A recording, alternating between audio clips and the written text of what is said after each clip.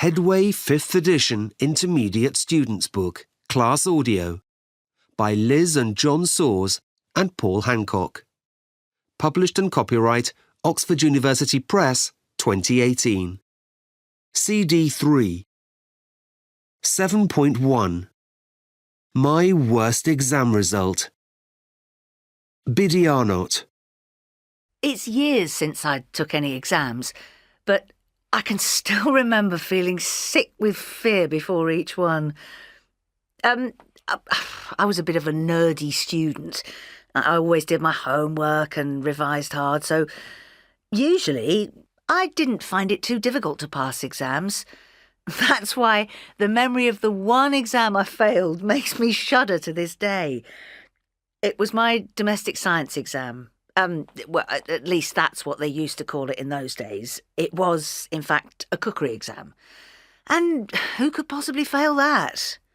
I know all we ever learned to make in class were ginger biscuits and spaghetti bolognese, but I'm still not sure how I managed to fail. All I can remember is that one minute the fish pie was in my hands, the next it was face down on the floor. I tried to pick up the bits and arrange them in another dish, but it was hopeless, and I knew it. I failed miserably, my worst ever result. Ironically, today I am quite a good cook. I just hate making fish pie. Ted Stockton.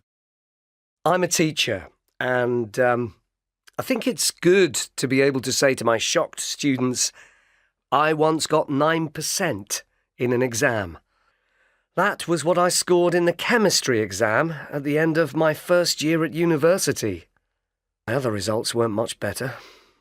I only just managed to get enough marks overall to allow me to continue to the second year. Actually, the dismal mark was no surprise. I'd had a ball in my first year and neglected my studies. But 9%... My tutors expected me to do better than that.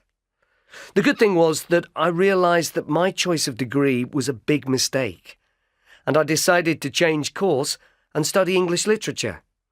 A great decision because it resulted in me becoming a teacher. And when I want to warn my students about the dangers of not working hard, I tell them about my 9%. Winston Laurent. I wasn't a star pupil, but I was good at taking exams. I was particularly good at maths and physics, and I dreamed of becoming an astronaut. I hoped to be the first black guy on Mars. Failing that, a stockbroker in the city and make millions. Our maths teacher let us work at our own speed, and by the time I was 14, I was years ahead of the rest of my class. My teacher encouraged me to take the advanced level maths exam at 14, but I was worried about being called a swot, so I refused to. I stopped working so hard. Then, when I finally took the exam at 18, I failed miserably. I could no longer look forward to being an astronaut or a stockbroker. I studied politics and sociology instead, and finally became a TV news reporter. I love it, but I'd have preferred to walk on Mars. 7.2. Who is speaking?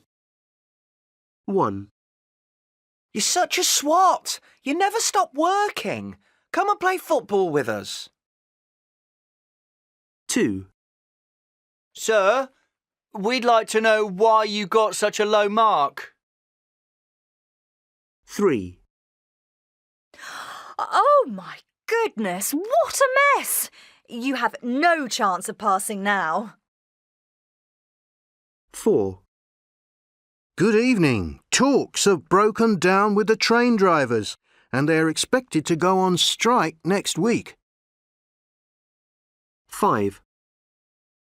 Oh, I didn't mean to drop it. It was an accident. 6. OK, I hope you all managed to finish writing the essay on the Romantic poets. 7.3. I was a horrible teenager. I feel bad about it now. I was a horrible teenager. I made my poor mum and dad suffer so much. I didn't mean to, but my friends were all important and mum and dad were just embarrassing. Tell me about it. I'll never forget going on this awful picnic with mine. I was about 14, I think. Didn't you want to go? Oh, no, they forced me to. We drove to the countryside and stopped to have our picnic by the river. My dad put a rug down on the grass and wanted me to join them, but I refused to. I wouldn't get out of the car. Why not? Oh, you know, I felt embarrassed. I didn't like the idea of sitting with my mum and dad on a rug, eating egg and tomato sandwiches. Just wasn't cool. Oh, your poor mum and dad. Well, I remember standing in our kitchen yelling, "I hate you! I hate you!" at my parents. Why? What had they done? Or more to the point, what had you done? Oh, I persuaded them to let me go to this big party. And it was near my exams, and I promised to be home by midnight, and... And, of course, you weren't. No, it was 2 o'clock, and they kept calling me, and I didn't answer my phone. I was grounded for a month. Well, I remember when I'd just passed my driving test and I begged my mum to let me borrow her car and I crashed it, turned it over in a ditch. Oh, you two were horrible. Me, I was such a boring teenager. I didn't behave badly at all. My mum and dad were kind of cool, so maybe I didn't need to. 7.4. The reduced infinitive. 1, Did you post my letter? Oh, sorry, I forgot to. 2, I can't go out with you this evening. Sorry. Oh, but you promised to. 3, Why did you give Lily my number? Because she asked me to. 4, Do you think you'll apply for that job? No, I've decided not to. 5, Were they a difficult team to beat? Yes, but we managed to. 6. Are you taking Nick to the airport? Well, I offered to, but he said I didn't need to. 7.5. The best of friends. Kate.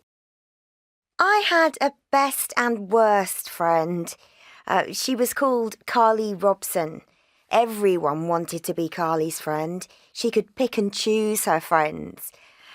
She was really athletic, great at all sports, especially running and hockey. Teachers loved her because she won so many trophies for the school. She could do no wrong. Every now and then, when there was no one more interesting around, she'd let me be her friend, and we'd go shopping together or something. Stupid me. Then she'd just drop me, walk past me in the corridor. I hate myself now for being so upset, but it took years for me to realise that she just wasn't worth it. She got bored with sport eventually. I'm not sure what she's doing these days. Last I heard, she was working in a pub. Dave. Well, I met my best friend on my first day at university. I just moved into my student room when this huge family arrived to move Danny into the room next to mine. I'm an only child, so 3 small boys kicking off in the corridor outside my room filled me with horror. And then, when they finally left, there were so many tears and hugs as they all said goodbye to their precious Danny. My dad had brought me to uni, and he had left after 5 minutes after a quick hug. Anyway, Danny and I introduced ourselves, and in no time we were talking and laughing together. So that was the beginning. Then we discovered we had a lot in common. We were on the same course, and we both loved cooking. We ended up doing a lot of cooking for the other guys on our corridor. Well, that was 12 years ago. And we're still best friends. In fact, we're married and expecting our first baby. You see, Danny is Daniela. She's my best friend and my wife. Molly. My best friend started out as a pen friend. It's a remarkable story in a way. When I was 12, our teacher, Miss Pott, we had fun with that name, started a pen friend club at school. She had the names of lots of 12-year-old girls in America and Canada who wanted English pen pals. And I got Carol Swift from Toronto. We started exchanging letters about school and sports, and then we just kept on writing and eventually emailing. We exchanged birthday and Christmas cards and wrote about all sorts: boyfriends, driving lessons, marriage, babies, divorce, good times, bad times. I felt that I really knew Carol. I could tell her anything and everything. But we didn't actually meet until we were 45. Carol came to London and we had a great 2 days together. I felt I'd known her all my life. Well, I suppose I had in a way. Now, of course, we Skype as well, and I've been over to Toronto twice. Sam. When I was in nursery, Martha was my best friend. I loved Martha, but I'm not her best friend anymore. She's a girl, and I don't want a best girlfriend. So, Oliver's my best friend now. We met in class 1. Martha cried when I told her. She did, really, but she's got lots more best friends now. I don't know why I like Ollie. That's what we call him. But maybe it's 'cause we do stuff together, like football and stuff. Mrs. Morgan, she's our teacher, calls us the terrible twins because we look the same. We've both got blonde, spiky hair, and we make a lot of noise. Well, she says we do. We have sleepovers at each other's houses. I kind of like that, but I miss Mummy. I take my bunny blanket and Ollie brings his monkey when he comes to us, so it's okay. 7.6 Body language. 1. Bob's hopeless at all sports. He can't even kick a football. 2. The cat got up the tree easily enough, but I had to climb a ladder to get her down. 3. Daniel, stop staring out of the window and get on with your work. 4. Since you whistled that tune, I can't get it out of my head. 5. I hate it when my Aunt Mary hugs me tight. She wears this disgusting perfume and I smell of it afterwards. 6. Daisy, you'll get brain freeze if you eat your ice cream so fast. Lick it gently. 7. Do people kneel down to pray in all religions? 8. I keep trying to stop biting my nails, but I can't. I can't kick the habit. 9. I'm terrified of blowing up balloons in case they go pop. 10. Don't scratch that insect bite. You'll get an infection. 11. By the end of the concert, we were all clapping our hands in time with the music. 12. The CCTV camera showed the gunman pointing a gun at the bank clerk. 13. My dad's useless at doing DIY. He can't even hit a nail with a hammer. 14. My 2-year-old nephew is so cute. He loves marching up and down like a soldier. 7.7 You poor thing. Conversation 1. Oh dear, what happened to you? Oh, I fell and twisted my ankle. You poor thing. How did you do that? Well, I was walking and texting and I didn't see this bump in the pavement and... So you fell while texting? And you've only got yourself to blame. Conversation 2. How was the restaurant? It was so bad. We're not going back there again. Why not? Well, I found a caterpillar in my salad. I nearly swallowed it. Ugh!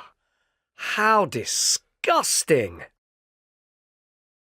Conversation 3. My phone's broken. It fell down the loo. Oh no! What a disaster! Is it completely ruined? No, I've put it in a bag of rice. You've done what? Why? Well, someone told me the best way to dry it out is to leave it in rice for 48 hours. Rice? That's such nonsense. I bet it won't work.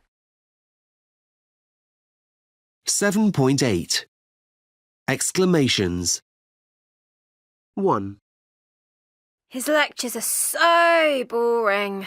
I can't help falling asleep. 2, Is it for me? How lovely.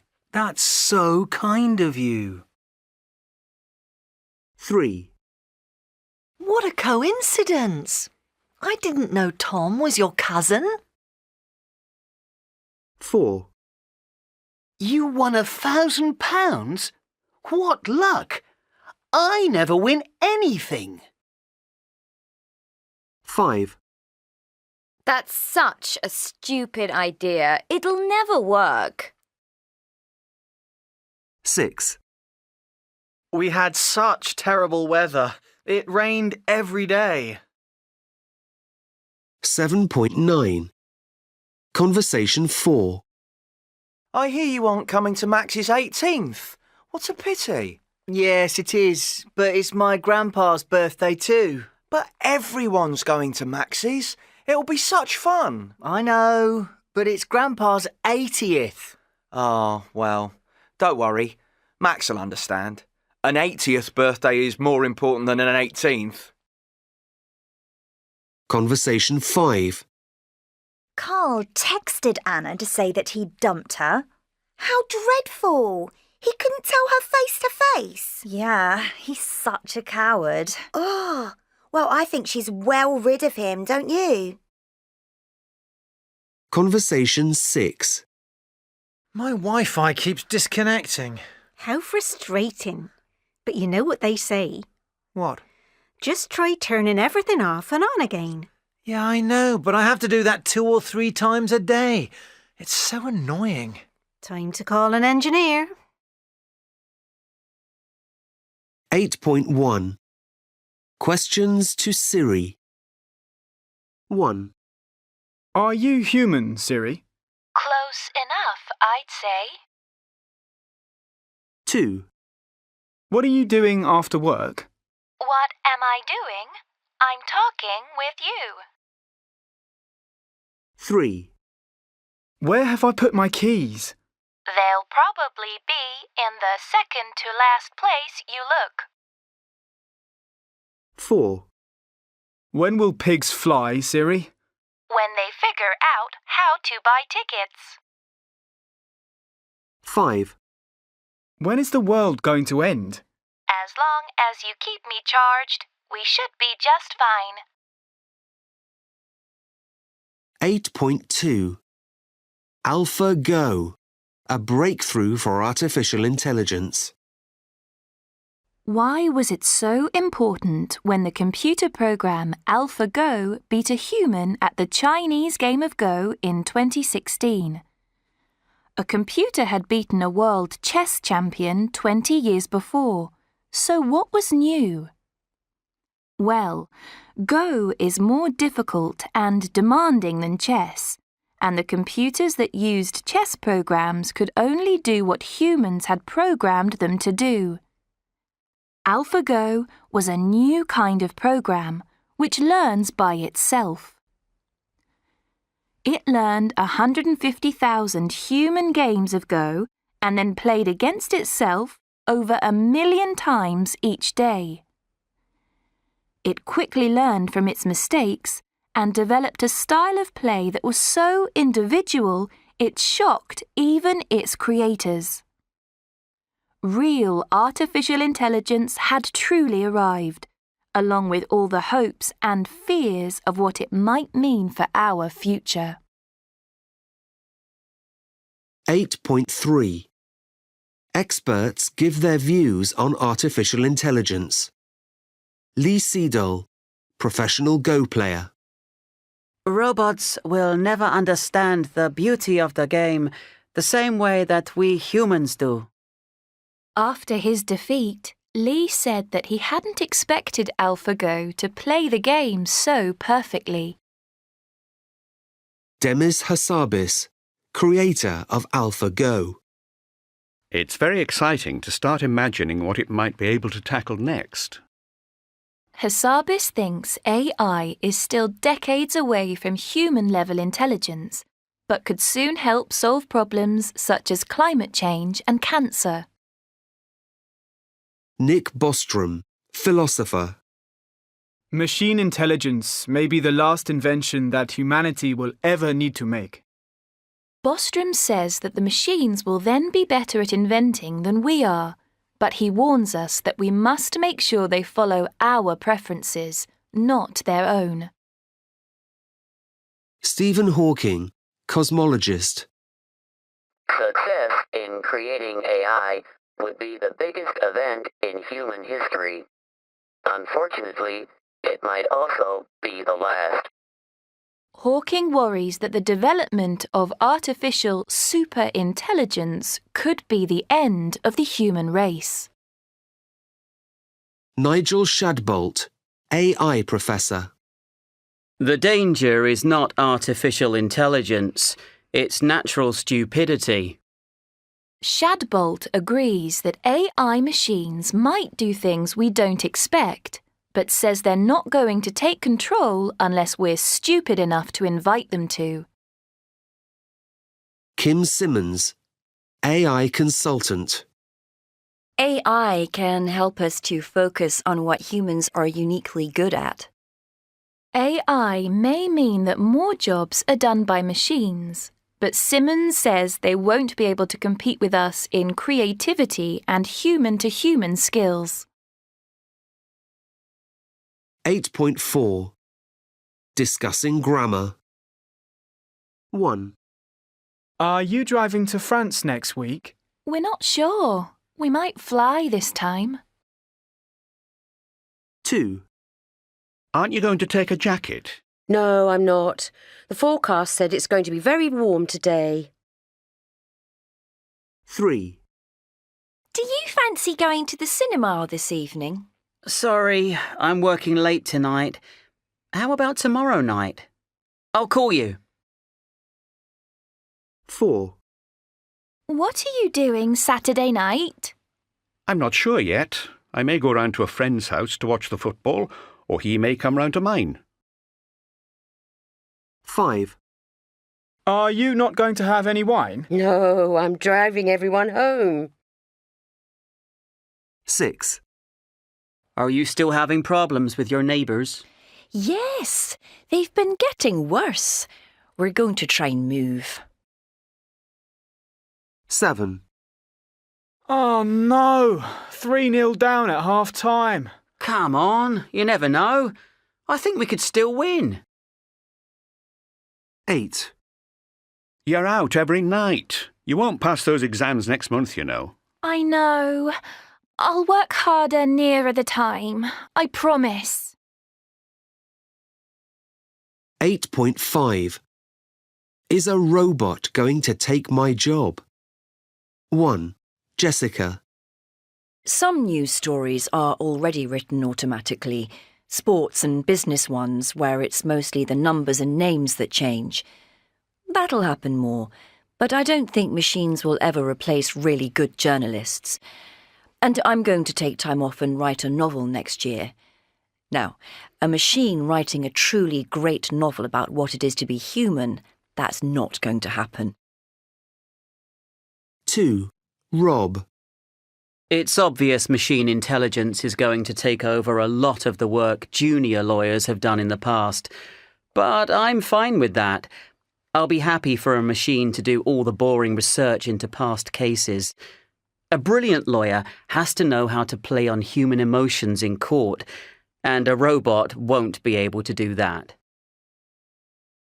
3. Derek. Well, they say these driverless cars could take over the roads, so my job's not safe. But there's going to be accidents for sure. And then there'll be big problems. I mean, like, who'll be to blame? The car? The bloke that programmed it? And I'll tell you what we should do.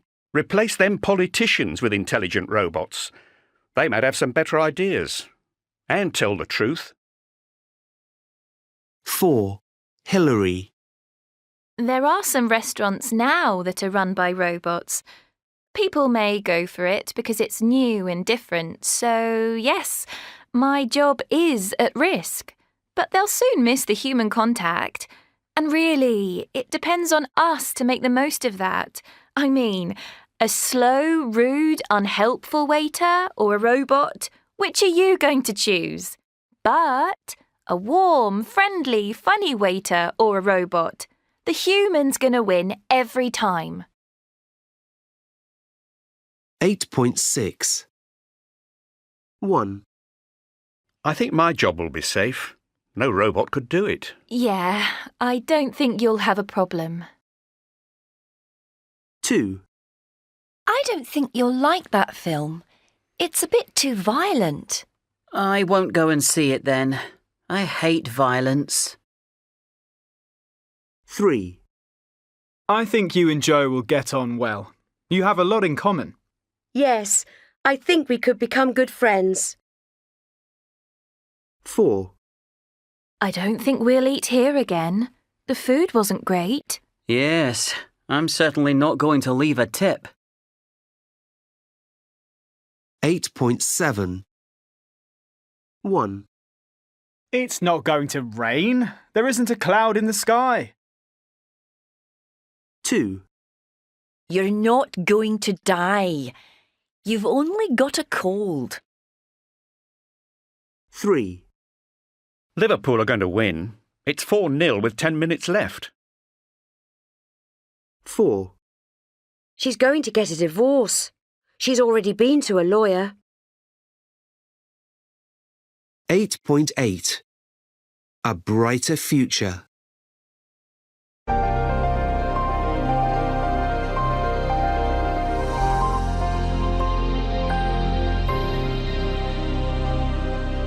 This week on Brighter Futures, we're asking the big question. How can we keep the lights on? Where is our energy going to come from if we have to stop using fossil fuels? Our guest is Nicole Clark, a professor in energy technology. Nicole, can we really make big cuts in the amount of fossil fuels we use? We'll have to if we're serious about keeping the rise in global temperatures to below 2 degrees. But we don't have to be gloomy about it. We should start getting excited about other energy options because the possibilities are exciting. OK, let's look at them then. Wind power. People have strong feelings about that, don't they? Yes. Some people are pretty negative about wind farms, saying they spoil the countryside. How do you feel about them? I like seeing 1 or 2 wind turbines. They can be quite beautiful. But when there are a lot of them together, I don't know, there is something a bit almost scary about them. Getting them offshore is the best solution. The UK now has the world's largest offshore wind farm, you know. It's in the Thames estuary east of London. Wow, I didn't know that. Yes. Denmark is the leader, though. 40% of its electricity comes from wind, and they're going to try and get to 80% by 2035. What about solar power? Who's the leader there? At the moment, it's Germany. Really? Yes, which shows you don't need to be a very sunny country to make use of it. On some summer days, 50% of Germany's electricity comes from solar power. But solar panels can look ugly on buildings, can't they?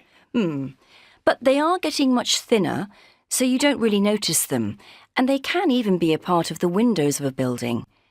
It's an amazing fact that just 1 hour of the solar energy that lands on Earth is enough to power the whole world for a year. So we really do need to make more use of it. And it's obviously great for sunny countries. It's in those countries that you get the big solar parks that focus the sun's rays to heat water and produce electricity. The Avampa plant in America's Mojave Desert is the biggest. It uses 347,000 mirrors, over 1/3 It's incredible. Yes, I've seen it. It looks like something from science fiction. It's amazing. But the real dream solution is fusion energy, and that's a real possibility. Fusion energy is nuclear energy, yes? Yes, but it's not like the nuclear energy we use now. It's clean, and it uses hydrogen, which you can make from seawater, so we'll never run out of it. The problem is you need to do it at temperatures of over 100 million degrees Celsius. That sounds like a big challenge. Yes, but it's been done. Only for a minute or two, though, and very expensively. People think fusion energy could be a major source of electricity in 30 to 40 years, but I'm pretty sure we could do it a lot sooner with more research. We haven't spent nearly enough on research into new forms of energy because we thought we could keep going with coal, oil and gas, but that's all going to change now. 8.9. Spoken English. It's pretty good. 1. Did your team win? No, but they played pretty well, so they only lost 1-0. 2. You haven't lost your passport, have you? No, I'm pretty sure it's in my bag somewhere. 3. Do you like skiing? Yes, I do, but I'm pretty hopeless at it. 4. What do you think of my English? I think it's pretty good. 8.10. Prefixes and suffixes. 1. I'm going to stay awake for 2 weeks. That's impossible. 2. Is the past tense of sleep sleeped? No, it's slept. It's irregular. 3. Why can't you buy and sell chewing gum in Singapore? Because it's illegal. 4. Quick, quick! Bring me my coffee now! Don't be so impatient. 5. What happened to my document? It was there on the screen and it's gone. Has it just disappeared? 6. I can never write accommodation correctly. Yes, it's easy to misspell. 7. The electricity went off exactly as the football match was about to begin. That was unlucky. 8. Do we have to get dressed up for the welcome party? No, it's informal, so wear what you like. 8.11. Changing word stress. 1. The doctors are going to operate on my grandma's knee. Oh dear. I hope the operation goes well. 2. That's an amazing photograph, isn't it? Yes, it's by Matt Hennick. He's one of my favourite photographers. 3. Do you think it would be preferable to phone people rather than email them? Yes, I'm sure everyone would prefer that. 4. Did you explain the homework to Maria? I did, but I don't think she understood my explanation. 8.12. Arranging to meet. Kevin, it's me, Jeff. Jeff, long time no see. How are you doing? Good, thanks. Listen, I'm up in town later this week for a conference, and I might stay on till Sunday morning. I was wondering if we could meet. Oh, I'd love to.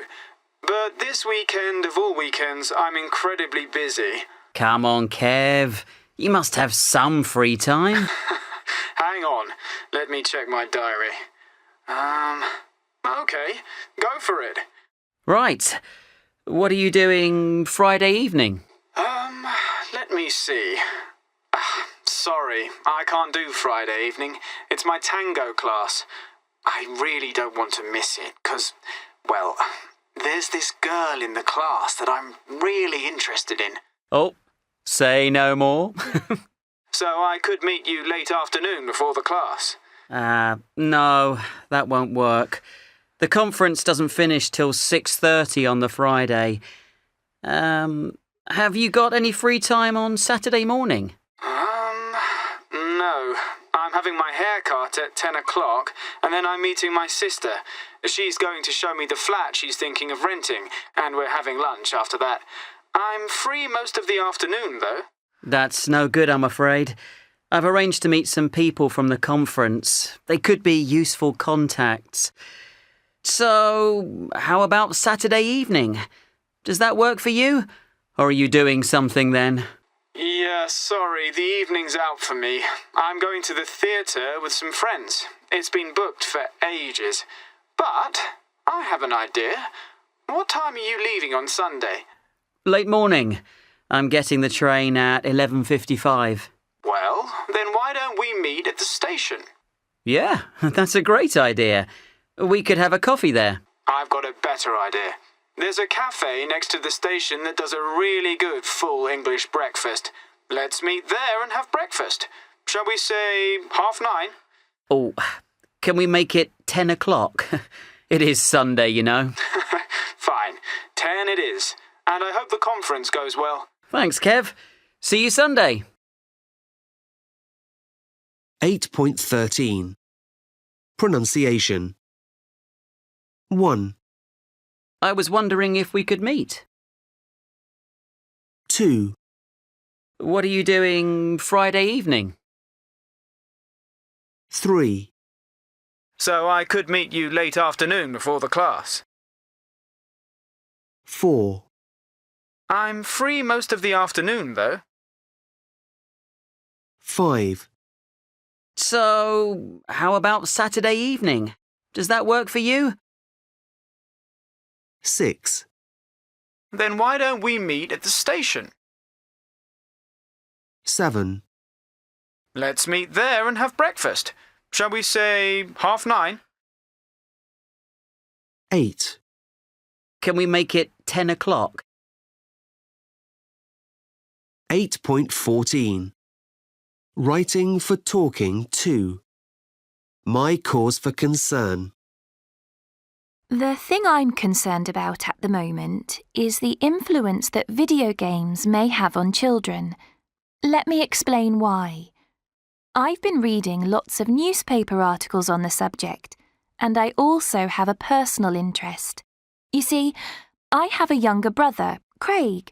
He's 13 years old, and I'm afraid he's becoming a video game addict. Just a few years ago, Craig had many interests. He played football, he was learning judo, he went out on his bike with his friends. He was a happy, fun-loving boy. Now, he spends hours every day in front of a screen, in a virtual world, playing virtual games, usually violent ones, and he becomes really angry if our parents tell him to stop. Research shows that children between the ages of 2 and 5 regularly play video games, and that by the age of 8, they spend an average of 25 minutes on them. It's much easier to find ways to play video games than it used to be because of tablets and smartphones. This is not a problem for most children. However, by their early teens, a small minority have become addicts, playing for at least 30 hours a week. Dr. Mark Griffiths of Nottingham Trent University, an expert in video game addiction, finds this figure worrying. He says that children may become so addicted that they stop doing homework, start playing truant, and even steal money in order to buy the games. It's likely that this addiction will only get worse with the coming of virtual reality headsets, which make the experience of getting completely lost in a virtual world even more powerful. I have two more concerns. Firstly, I worry that the violence in the games could cause children to become more violent. My brother isn't violent, but he is certainly bad-tempered if he is stopped from playing. Secondly, I worry that sitting without exercise for so long is bad for your health. Craig often plays 5 hours a day, and some days his thumbs are really painful and he can't sleep because he is overexcited. His schoolwork is going from bad to worse. Finally, Dr. Griffith says that more research is needed, but I don't need to read more research to conclude that video games cause problems. He should come and meet my brother. That's all the evidence he needs. 9.1. How nice are people really? 1. In a large online poll, 81% of people said they would hand the bag in.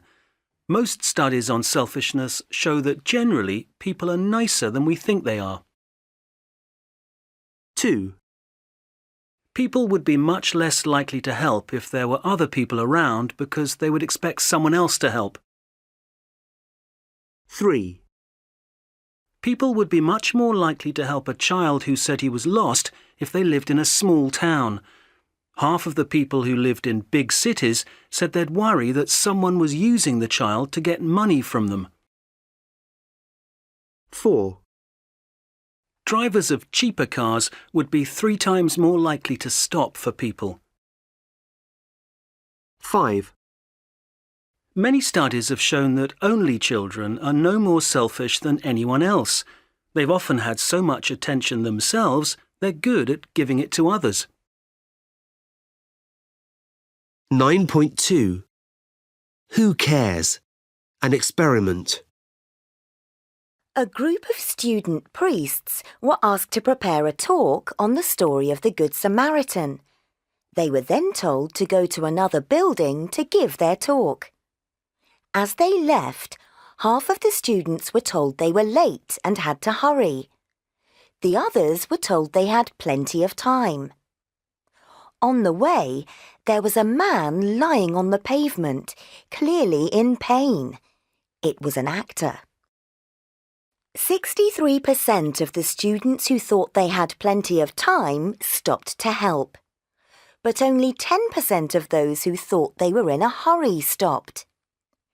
Some of them said that they hadn't noticed the man as they hurried past, but many of them stepped over him in order to go and give a talk on the Good Samaritan.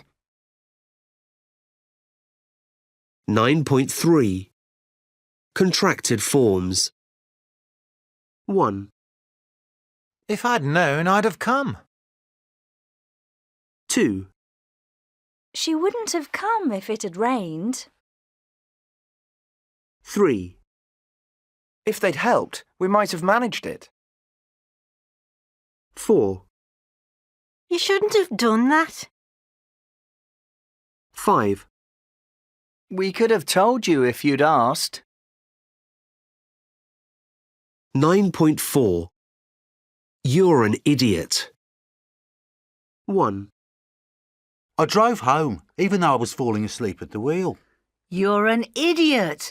You might have had an accident. You could have killed someone. 2. I didn't feel like going to work. I phoned in sick and then went shopping. That was stupid. Someone from work might have seen you. You could have bumped into your boss.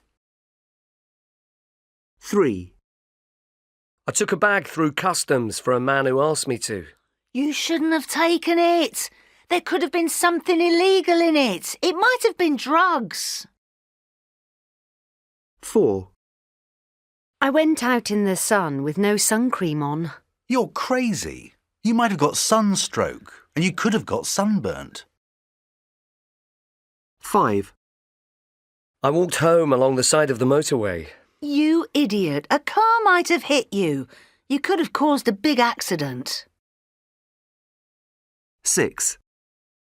I told my girlfriend I was too busy to go out, and then I went to the pub with Jane. That was dumb. You shouldn't have gone out. Your girlfriend might have gone to the same pub. Or one of her friends could have seen you with Jane. 9.5. I just want to say thank you. 1. Well, I was in Iran crossing the Persian desert. It was so very, very cold. I hadn't expected this, and I was worried that I couldn't feel my fingers anymore. I was driving on this scooter, and I had no gloves, and I was going on this long road. Suddenly I saw there was a car, and as he got closer, he pulled his car in front of me and stopped and got out. Then he just simply took the lovely sheepskin gloves from his own hands and gave them to me. He couldn't speak English. I couldn't speak Farsi, his language, but he was away in a flash, and I never said thank you to the person who probably stopped me losing my fingers. Wonderful. 2. In 2003, I was coming back from South Africa from a holiday, and I hate early morning in Heathrow, and I had to go on the tube. So by the time I got to my least favourite tube station, which is Earl's Court, it was packed rush hour, and I just could not see with so many people. I couldn't see when the train came in, and there were two young girls who said, "Can we help you?" And they stood on top of a thing, 'cause they weren't terribly tall themselves, and so they could see the train. They helped me on when it arrived.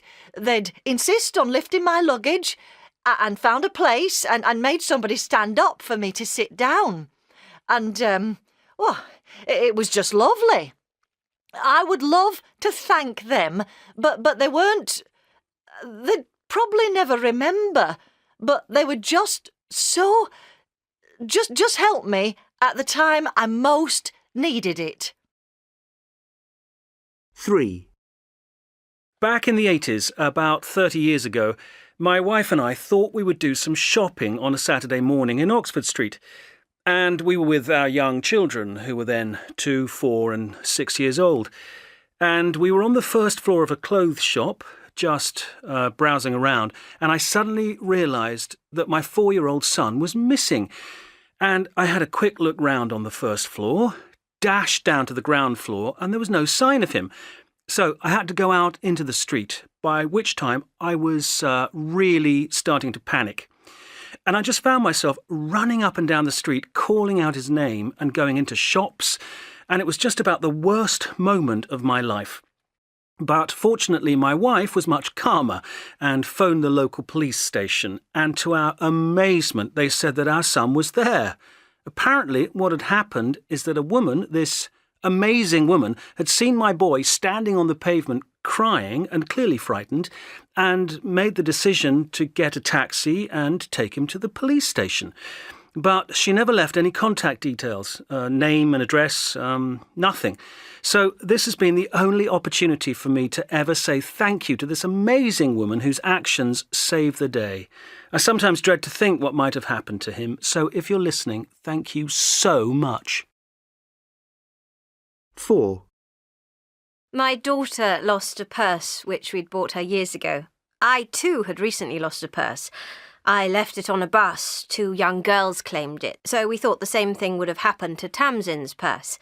The exceptionally kind person who picked it up found the address on the driving licence and put the purse with all its contents in an envelope and sent it to her.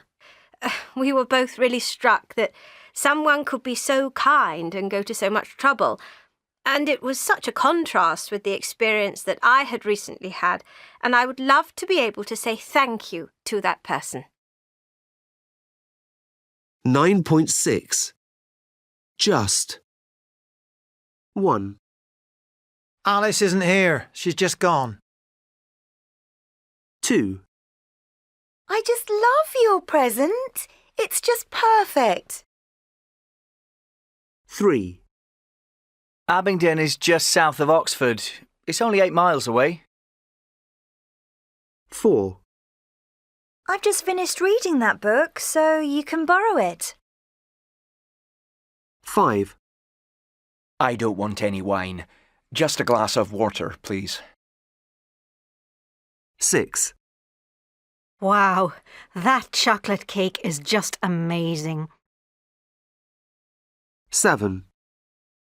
Who's coming tonight? Just me. Claire can't make it. 8. We just missed the train. We were only a minute late. 9.7. Words with different meanings. 1. Oh no. Boring Barry keeps asking me out. He's just invited me to the cinema tonight. Well, make it obvious you're not interested. Tell him you're washing your hair tonight. 2. Shh! Did you hear that noise? It sounded like someone in the garden. It's probably just a fox. They often come round here at night. 3. That china plate on the wall is gorgeous. Yes, my grandmother left that to me. It's probably worth quite a bit. 4. I didn't like any of my school teachers. Shame.